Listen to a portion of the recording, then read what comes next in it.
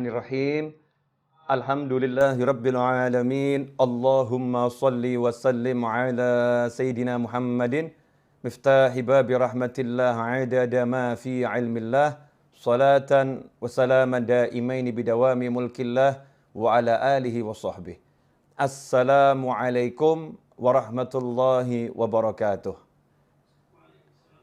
Teman-teman semuanya, kaum muslimin dan muslimat dimanapun berada, alhamdulillah kita berada di tahun baru 1442 Hijriah.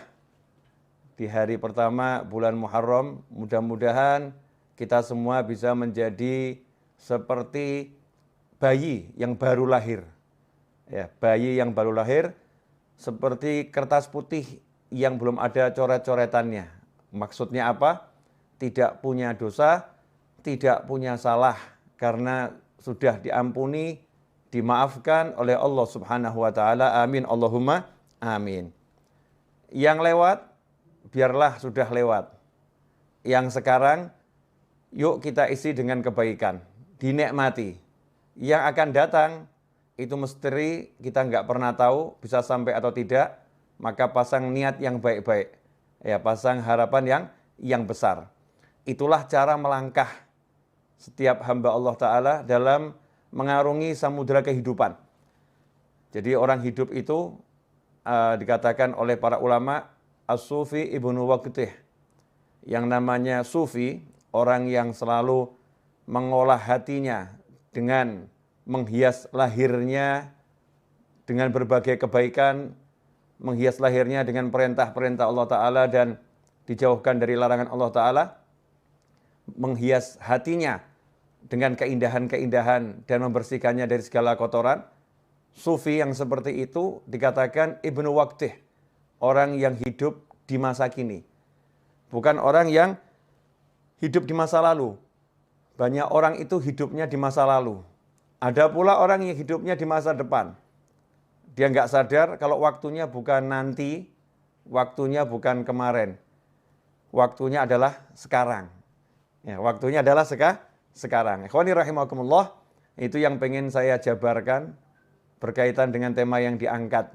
Ya, yang ingin saya jabarkan. Mudah-mudahan saya diberi pemahaman, diberi ilmu, dan diberi kemampuan untuk mengamalkannya dan menyebarluaskannya. Begitu juga antum semua yang menyaksikan saya saat ini, mudah-mudahan dapat hal yang sama dan lebih. Amin. Ikhwani rahimakumullah, hidup bukan untuk berada di masa lalu.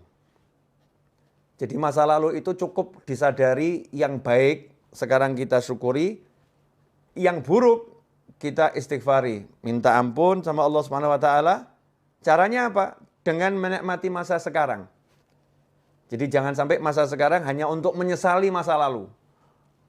Wah, seandainya dulu, kalau dulu saya tidak begini, kalau seandainya, buang semua itu. Yang ada adalah sekarang, saat ini. Saat ini saya dikasih Allah sehat, saat ini saya dikasih Allah waktu, saat ini saya dikasih Allah banyak kenikmatan yang tak terkira. Saya akan pakai ini untuk membuat Allah senang. Ridha, untuk membuat Allah senang dengan saya, membuat Allah cinta kepada saya. Kalau kita hidupnya seperti itu, mensyukuri yang ada saat ini, otomatis hal-hal yang buruk di masa lampau itu akan sirna dengan sendirinya. Karena orang yang syukur, orang yang mensyukuri keadaannya sekarang, maka oleh Allah Subhanahu wa taala akan diberi tambahan nikmat, dan tambahan nikmat. Di antara tambahan nikmat yang paling besar itu adalah bisa taat dan bisa jauh dari maksiat. Itu tambahan nikmat yang paling besar. Bisa taat dan bisa jauh dari maksiat. Dosanya yang lampau otomatis diampuni oleh Allah Subhanahu wa taala karena Allah senang sama dia. La in syakartum la azidannakum wa la in kafartum inna adzabi lasyadid. Kalau orang yang kufur nikmat dikatakan siksanya pedih. Kalau orang yang mau mensyukuri nikmat, maka ditambah nikmat. Ditambah nikmat ya otomatis dosanya dihapus, karena orang punya dosa kan bukan dalam nikmat tapi dalam azab. Ya, dalam azab. Karena itu fokusnya sekarang, saat ini. Saat ini saya harus ngapain ya? Saat ini harus ngapain? Saat ini saya harus apa? Daripada mikir yang panjang-panjang, Kalau saat ini lagi berada di hadapan orang tua, nikmati orang tua. Jangan di hadapan orang tua, mikirin yang di luar. Sehingga kehilangan waktu untuk taat. Karena waktunya sekarang lagi bersama orang tua, di hadapan orang tua, duduk sama orang tua, harus ngapain? Jalankan perintah Allah kepadamu terhadap orang tuamu. Perintah Allah kepada kita terhadap orang tua kita. Oh, kita harus memandangnya dengan cinta. Oh, mendengarkan ucapannya dengan sayang. Oh, saya harus ngomong dia dengan lemah lembut, gak boleh ngomong kasar. Oh, saya harus menyabarkan diri saya untuk duduk bersama orang tua saya. Ya, kalau udah begitu akan ditambah nikmat. Kalau nanti kita punya rencana bisnis setelah duduk sama orang tua, kalau nanti kita punya rencana apapun setelah duduk sama orang tua, nanti itu akan dibereskan dengan berkat yang sekarang ini kita syukuri. Yang sekarang kita syukuri, yang nanti dibereskan sama Allah Subhanahu wa taala, la azidannakum. Pasti aku tambah nikmat. Nah, ini ndak lagi sholat, sekarang waktunya sholat, mikirnya harusnya sholat. Waktunya sholat, mikirnya makan. Nanti saya habis sholat, saya mau keluar, saya mau pergi ke restoran ini. Saya mau ketemu sama teman-teman saya mau makan di warung sana. Nanti habis sholat, saya mau cari di menu, ya warung-warung online. Ya. Ada warung online banyak, restoran online, saya mau cari menunya apa, habis sholat. Tapi mikirnya dalam sholat. Sehingga kehilangan waktu sholat, nikmat sholat. Nah, begitu pula ketika duduk bersama pasangan hidup. Masya Allah. Ada suamimu, ada istrimu. Duduk bersama, asyik. Gak usah ngobrolin orang lain. Yang aneh itu ketika duduk bersama ngomongkan orang lain. Ya, kecuali kalau obrolan itu obrolan yang bawa kebaikan. Artinya ngomongkan yang baik-baik. Lagi belajar bersama, kita ngobrolkan kebaikan orang lain untuk dicontoh. Tapi gak usah ngobrolin hal-hal yang gak enak yang dialami orang lain atau gak enak tentang orang lain. Sehingga kehilangan kenikmatan ngobrol dengan dirinya berdua. Yang lebih aneh, duduk bersama pasangan tapi ngobrolnya sama handphone. Ya, ngobrolnya sama handphone. Kehilangan kenikmatan saat ini. Saat ini lagi ngapain? Lagi duduk sama pasangan hidup saya. Ya udah, duduk dinikmati bersama pasangannya. Caranya bagaimana? Ajak ngobrol tentang ilmunya Allah Subhanahu wa taala. Ya, ajak ngobrol tentang bagaimana sholat, ajak ngobrol tentang bagaimana zikir. Bukan ngobrol yang gak ada manfaatnya, menyesali masa lampau. Wah, kemarin itu ya, seandainya saya jadi transaksi, saya akan dapat duit banyak. Oh, gak jadi kok dibahas. Ya, gak jadi kok dibahas. Wah, seandainya kemarin itu kita beli rumahnya, kita akan untung sekian. Oh, gak dibeli kok dibahas. Gak dibeli kok dibahas. Jadi hidupnya di masa lampau, duduk bersama pasangannya bukan ngobrolkan akhirat, yang diobrolkan al-fulus, wal duit, dinar, wa dirham. Yang diobrolkan cuma uang dan uang dan uang. Ad-dunya, wa dunya, wa dunya. Sehingga nggak ada kenikmatan. Dalam obrolan itu bahkan susah rahmat mau turun. Rahmat mau turun itu susah karena obrolannya bukan dalam taat pada Allah Subhanahu wa taala. Coba kalau duduknya itu ngobrol tentang ketaatan. Masya Allah. Nikmat. Contoh tentang ketaatan, bab masakan itu ketaatan loh. Suami sama istri duduk, makan sayur asem. Suaminya ngomong, enak bener nih sayur asemnya nih. Ini kan lagi ngomentari makanannya istri, ya bersama istri di meja makan atau di tempat makan. Enak bener ini, Masya Allah. Seger badan jadinya rasanya. Istri yang jawab, ini mas bisa aja. Padahal ini gak enak nih pasti ini. Nyindir-nyindir ini. Enggak nih enak bener ini. Kelihatannya obrolan biasa, tapi ini taat. Sebagaimana disebutkan dalam sebuah riwayat, dudukmu bersama pasangan hidupmu untuk menyenangkan hatinya di jalan Allah Ta'ala lebih utama daripada iktikaf di masjidku ini 1 tahun. Kama qala SAW. Di riwayat seperti itu. Itu nikmat. Kemudian yang lebih menyedihkan lagi, waktunya sekarang untuk melamunkan masa depan. Melamunkan. Nanti kalau rumah itu laku, saya mau beli mobil. Nanti kalau tanah yang di sana laku, saya mau beli rumah. Nanti. Sementara dia sekarang nggak mau kerja. Jadi sekarang ini hidupnya cuman nganggur, nggak mau bergerak. Nah ini kasihan nih. Ini namanya bukan punya cita-cita. Itu namanya melamun dalam syariat. Jadi cita-cita sama melamun itu beda. Ya, dikatakan kalau yang cita-cita itu bagus, tapi kalau melamun itu dari syaitan. Kalau melamun itu dari setan. Apa bedanya orang melamun sama cita-cita? Kalau orang punya cita-cita, nanti kalau rumah itu laku, saya mau beli mobil. Ya. Kalau sekedar begitu namanya ngelamun. Kalau cita-cita dia enggak pakai ngomong kalau nanti rumah itu laku. Waktunya sekarang langsung dipakai untuk jual rumah. Iklan sana, iklan sini, telepon sana, telepon sini. Ini rumah saya jual, banting harga, diskon 200%. Masya Allah. Ya, apanya yang 200% kan belum dijelaskan, kasih bintang kecil satu. Ini biasanya teknik iklan nih. Bintang kecil. Pak, ini maksudnya diskon 200% apa nih? Ya, 200% itu maksudnya begini, biaya ini saya hapuskan semua. Hilang biayanya itu. Nih, buat orang mau telepon, teknik periklanan dipelajari. Kemudian dia mulai ambil tasbihnya. Dia baca sholawat sebanyak mungkin, tawassul dengan sholawatnya. Mudah-mudahan ada pembeli yang datang. Nah ini namanya kalau rumah itu nanti laku, saya mau beli mobil. Misal begitu. Kalau tanah yang di sana laku, saya akan hajikan Bapak. Masya Allah. Itu bagus, tapi ngelamun. Ya melamun jelek. Cita-cita bagaimana? Kalau rumah itu laku, tanah yang di sana laku, saya akan hajikan Bapak. Langsung mana KTP-nya? Nah, daftar tidak butuh biaya kok. Mana KTP-nya? Diurus semuanya, udah bergerak nih ngurus. Kemudian mulai proses menjual di sana. Itu namanya bukan duduk melamun. Tapi orang punya cita-cita. Itulah niat. Ya, makanya setelah hijrah, setelah Fathul Makkah, la hijrata ba'dal fathi. Setelah Fathul Makkah tidak ada lagi yang namanya hijrah. Dalam arti pindahnya dari Mekah ke Madinah. Walakin jihadun wa niyah. Yang ada adalah kesungguhan dalam berjuang dan niat yang baik. Nah, niat itu apa? Qasdu syai' muqtarinun bi fi'lih.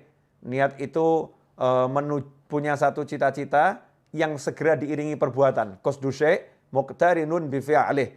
Punya cita-cita, punya harapan, langsung ada aksi. Itu namanya niat. Kalau nggak ada aksi namanya malah melamun. Nah di tahun yang baru ini, jangan kita jadi orang yang sibuk melamun.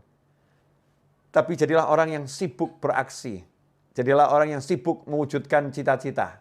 Ya, cita-citanya mulai diwujudkan dengan apapun yang bisa, sebisanya. Karena itu tadi dalam profile picture saya dikatakan hidup bukan untuk dipikiri. Ya, bukan cuma mikiri hidup kok seperti ini ya, punya suami kok kayak gitu ya, punya istri kok seperti itu ya. Nggak nyelesain masalah. Ngomongkan yang nggak enak itu membuat semakin tidak enak.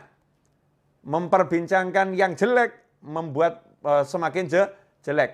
Ya, memperbincangkan yang negatif menjadi energi yang negatif.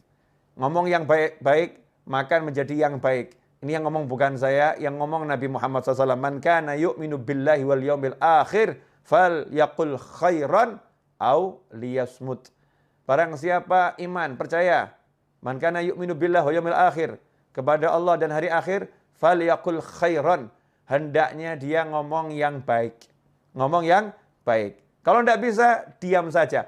Bahkan sampai komentari makanan yang nggak enak itu nggak boleh. Kalau suka, makan. Ya. Kalau suka, makan. Kalau enak, itu dikomentari yang positif. Kalau nggak enak, diam. Nggak usah dimakan. Dan diam, jangan dikomentari. Karena mengomentari makanan yang nggak enak itu nggak boleh. Ya, mencela makanan itu nggak boleh. Tapi Habib, saya pengen ini masakannya jadi enak. Ini makanannya nggak enak. Gimana cara komentarinya? Ya, komentari yang cerdas, yang sesuai syariat. Caranya gimana? Makanan ini enaknya luar biasa. Kalau garamnya dinaikkan sedikit. Ya, garamnya tambah sedikit, enaknya luar biasa. Positif, bukan hal yang negatif. Itu yang diajarkan Nabi Muhammad SAW. Rasul nggak suka kita ngomong yang negatif, ngomong yang jelek-jelek, ngomong yang buruk-buruk. Ngomong yang buruk mendatangkan keburukan. Ngomong yang jelek mendatangkan kejelekan. Suasananya nggak enak. Ruhaniyahnya nggak enak. Karena itu ikhwani rahimakumullah, hidup bukan untuk dipikiri. Mikirin yang kemarin-kemarin apalagi, Masya Allah. Kemarin saya kok, sholat subuhnya terlambat ya. Dulu ya sholat subuhnya terlambat. Mikirin doang. Mikirin tok, ya, nggak ada manfaatnya. Bukan begitu caranya. Caranya apa? Cukup dengan satu kalimat dalam hati, kemarin saya banyak dosa, sekarang saya mau banyak taat. Selesai. Jadi bukan waktunya habis untuk mikir, kemarin kok kalau subuh begini ya, kemarin ya soal zuhurnya begini ya, kemarin mikir aja. Waktunya mikir yang tadi itu, kalau udah untuk aksi, Masya Allah. Langsung dia banyak sholat sunnahnya. Tanya sama orang, kenapa kamu banyak sholat sunnah? Wah, sholat saya yang dulu-dulu gak beres nih. Ini sunnahnya buat nambah ini. Kemudian dia kodok sholatnya.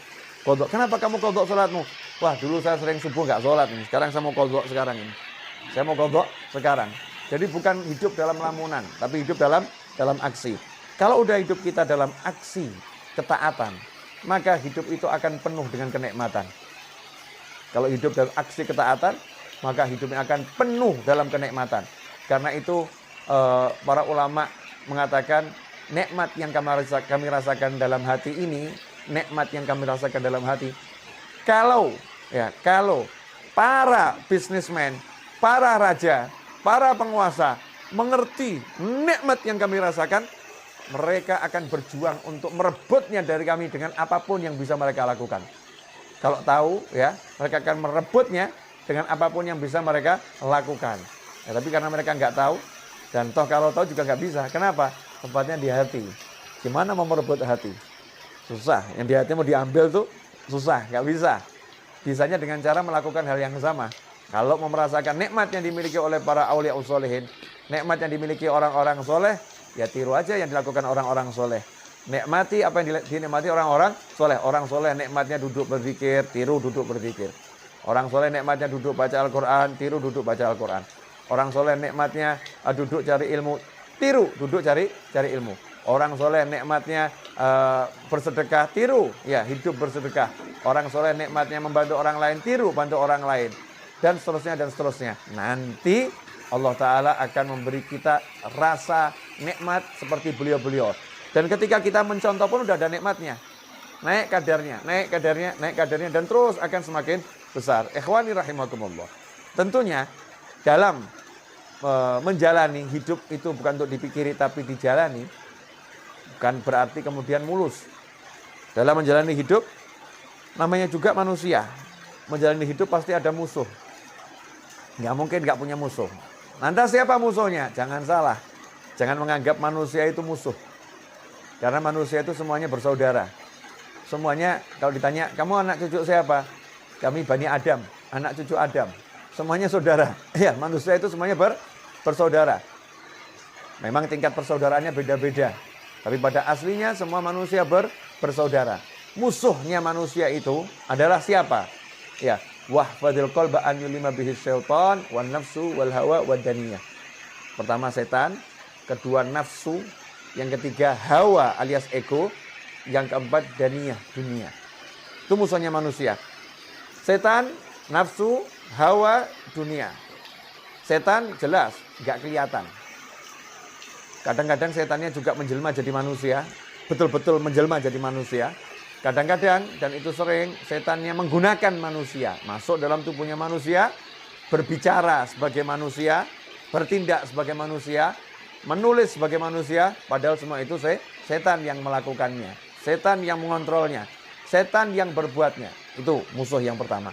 Kemudian nafsu. Nafsu itu adalah kendaraan. Karena nafsu adalah keinginan. Kalau nggak punya nafsu, bahaya. Nggak punya nafsu makan, nggak punya nafsu minum, nggak punya nafsu hidup, repot tuh. Jadinya putus asa. Nafsu itu untuk dikendalikan. Dia kendaraan, dikendalikan. Kalau nafsu dituruti, jadi musuh. Makan, pengen makan. Makan terus, jadi musuh, jadi penyakit. Ya. Kemudian nafsu-nafsu yang lain. Kalau diturutin, jadi maksiat. Naudzubillah min dzalik. Makanya dikendalikan. Hawa. Wah, ini hawa ini kendaraan iblis terbesar. Karena sifatnya sifat turunan iblis. Apa itu? Ego. Tidak mau dikalahkan. Ya, hawa itu ego. Tidak mau dikalahkan. Maunya menang sendiri. Itu ego. Nah, makanya iblis dilaknat karena dia punya ego yang besar. Disuruh sujud kepada Nabi Adam alaihissalam, iblis tidak mau. Karena itu iblis diusir dari rahmatnya Allah Ta'ala. Dibuang dari rahmatnya Allah Ta'ala. Enggak dapat rahmatnya Allah Ta'ala. Karena itu dikatakan iblis dilaknat. Kenapa? Karena dengan egonya dia nggak mau sujud, dia sombong kepada Allah Subhanahu wa taala. Sombongnya itu dengan tidak mau menjalankan perintah Allah untuk sujud kepada Nabi Adam alaihissalam. Ini ego. Nah, kalau kita jadi muslim jangan dikendalikan ego. Nggak mau dikalahkan. Jadikan ego kita tuh ego yang baik. Ya, saya kalau baca Al-Quran nggak mau ada yang mengalahkan saya ini. Saya mau paling hebat sendiri baca Al-Qurannya. Tapi kalau ada yang mengalahkan senang, alhamdulillah ya. Ternyata dia lebih hebat dari saya. Jangan sampai egonya ego yang negatif, nggak mau dikalahkan. Misal, biasa ngurusin masjid. Masjid sebelah kok ngundang ustadznya ustadz nasional yang jamaahnya banyak. Masjid kita ngundang ustadz itu, ustadznya nggak mau datang. Egonya muncul, nggak mau dikalahkan. Buat segala macam cara, kalau di tempat saya nggak bisa, di tempat dia juga harus nggak bisa. Ya, akhirnya membuat berbagai fitnah. Gimana caranya biar pengajiannya batal? Ini ego yang buruk. Naudzubillah min dzalik. Di kantor, ya, tidak mau dikalahkan jabatannya dengan kawan-kawannya. Dengar kok ada satu kawannya naik pangkat, mau diletakkan di jabatan yang lebih tinggi. Tidak mau dikalahkan dia, ini muncul egonya. Terus gimana caranya? Dia cari kelemahan kawannya itu. Kemudian dia fitnah gimana caranya, yang penting biar namanya jatuh. Ini namanya ego. Naudzubillah min dzalik. Kemudian dunia. Masya Allah. Segala sesuatu selain Allah Ta'ala. Ini tidak boleh ada dalam hati kita. Mau istri, mau anak, mau suami. Ya, siapapun selain Allah nggak boleh ada dalam hati. Bolehnya masuk hati harus lewat Allah Subhanahu Wa Ta'ala. Harus bismillah. Harus ada Allahnya. Anak ada dalam hati karena Allah. Mencintainya karena Allah. Menyayanginya karena Allah. Makanya begitu anaknya nggak mau sholat, orang tuanya harus marah. Ya, orang tua harus marah. Nah, itu namanya karena Allah Subhanahu wa taala. Pasangan hidup, istri. Istri kalau menghalangi suami untuk bekti sama orang tuanya, suaminya harus marah. Nggak bisa. Saya tidak bisa mencintaimu mirip orang tua saya, apalagi lebih. Mirip saja nggak bisa. Nomor satu, cinta saya harus orang tua saya. Begitu Allah saya ngajarin saya. Begitu Allah saya perintahkan saya. Dimasukkan istri ke dalam hati juga karena Allah Subhanahu wa taala. Pekerjaan boleh masuk dalam hati kalau karena Allah Subhanahu wa taala. Ini saya mau cari nafkah. Pekerjaan ini penting untuk berikan nafkah kepada keluarga saya yang halal. Tapi karena Allah, nggak takut kehilangan pekerjaan. Karena Allah kok. Ya kalau emang dia harus hilang, nanti kan Allah akan mendatangkan yang lain pekerjaannya. Ya Allah akan kasih yang lain. Semua dikembalikan karena Allah, karena Allah, karena Allah. Kalau udah punya seperti itu, menghadapi manusia model apapun, hidup untuk dijalani. Ketemu yang seperti apapun, yang penting pasang niat yang baik, pasang niat yang besar, kemudian jalani tanpa harus difikiri. Nanti gimana ya? Kira-kira saya bisa dapat rezeki besar nggak ya? Kira-kira nanti saya dipecat nggak ya? Nanti lagi yang dibicarakan. Nggak usah bahas nanti, sekarang kamu syukuri, sekarang kamu nikmati.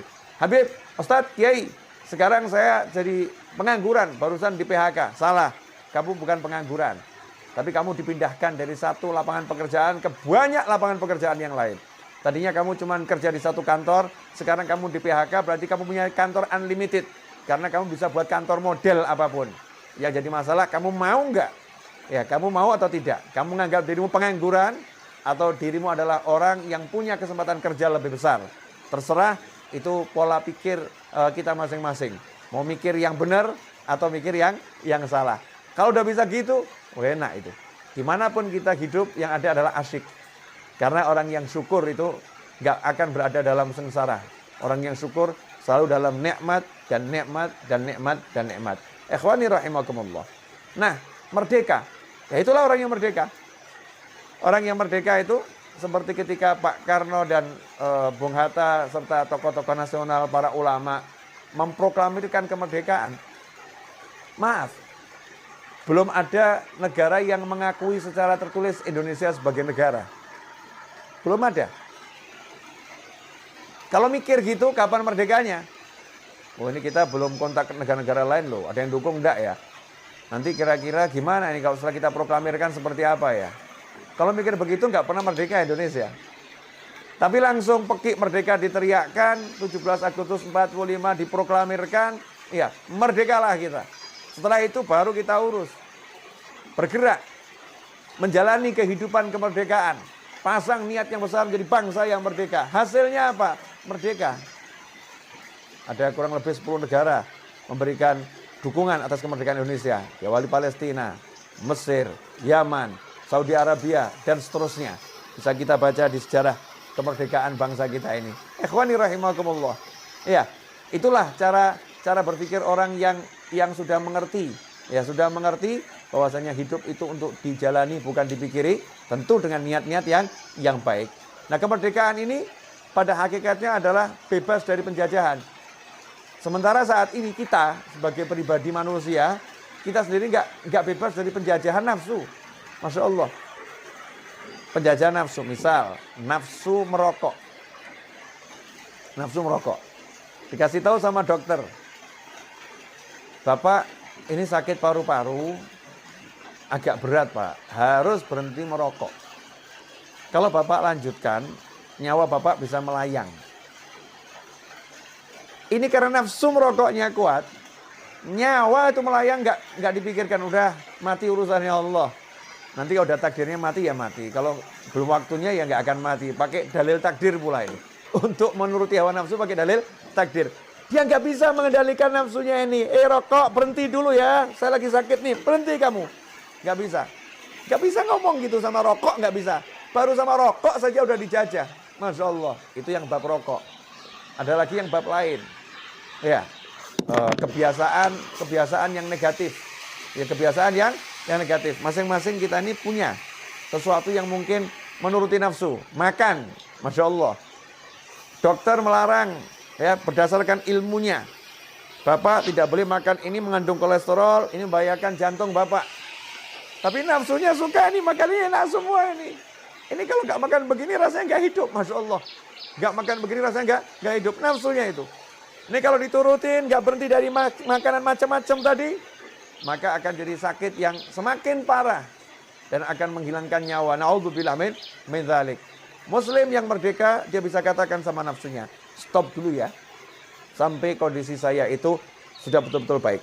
Nanti kalau udah baik, kita akan dialog lagi. Enaknya kamu saya makan 1 bulan berapa kali? Ya, dalam seminggu berapa banyak saya makan kamu? Dialog sama nafsunya nih. Nafsunya dikendalikan, itu baru muslim namanya. Itu namanya orang yang merdeka. Ya, orang yang merdeka. Kalau belum begitu, masih dijajah oleh setan, nafsu, hawa, dan dunia. Yang paling kesian yang dijajah sama dunia, Masya Allah. Takut kehilangan duit. Takut kehilangan pekerjaan. Gara-gara takut kehilangan pekerjaan, disuruh melakukan yang haram apapun dijalani. Daripada saya kehilangan pekerjaan, rempet haram dikit gak jadi masalah. Masya Allah. Rempet yang haram dibilang gak jadi masalah. Na'udzubillah min dzalik. Gara-gara takut kehilangan pekerjaan, jelas-jelas ibunya di desa memanggil, nak pulang, temanin ibu. Ibu sudah tua, ibu gak mau meninggal sendirian. Pulang kamu nak, temanin ibu. Dia katakan, maaf bu, saya gak bisa pulang. Kalau saya pulang saya dipecat dari kantor. Takut kehilangan kantor. Gak takut kehilangan ibu dan ridho Allah Subhanahu wa taala. Masya Allah. Ini dijajah yang luar biasa oleh yang namanya dunia. Ikhwani rahimakumullah. Dunia ini bisa menjelma menjadi macam-macam bentuk. Ya, macam-macam bentuk. Segala sesuatu selain Allah yang ada dalam hati mengalahkan Allah, mengalahkan aturannya Allah, itulah dunia. Ya, itulah dunia. Sekarang pilihan ada di tangan kita. Kita mau jadi manusia yang merdeka atau manusia yang terjajah. Kalau mau jadi manusia yang merdeka dan setiap muslim harus jadi orang yang merdeka, maka kita harus berjuang. Ya, jihadun wa niyah. Berjuang melawan nafsu. Berjuang melawan ego. Berjuang melawan syaitan. Berjuang melawan dunia. Caranya ya dengan melaksanakan perintah Allah. Belajar setiap hari. Cari ilmu terus tanpa henti. Nabi Musa pun gak pernah berhenti cari ilmu. Walaupun udah menjadi Rasul, kalimullah, yang dibicara langsung oleh Allah Subhanahu wa taala. Nabi Muhammad SAW tidak pernah berhenti minta tambahan ilmu. Walaupun ilmu beliau adalah ilmu langsung dari Allah Subhanahu wa taala. Ya, yang Allah katakan diwahyukan. Kalau bicara Rasulullah semuanya itu wahyu ada dalam hati Nabi Muhammad SAW. Rasul masih suruh minta terus sama Allah. Wa qur rabbi zidni ilma. Ya Allah, berilah aku tambahan ilmu. Ikhwani rahimakumullah, Karena itu dalam mengisi kemerdekaan dan mengisi sisa-sisa waktu yang kita miliki dalam perjalanan hidup sampai nanti akhir usia, maka tidak ada yang lebih baik daripada mengisinya dengan ilmu dan amal soleh. Ilmu dan amal soleh. Insya Allah kalau begitu, hidup kita akan penuh dengan ketenangan, kenyamanan, dan kebahagiaan. Jazakumullah khairan. Ini yang bisa saya sampaikan. Waktu saya keselebihnya saya kembalikan kepada yang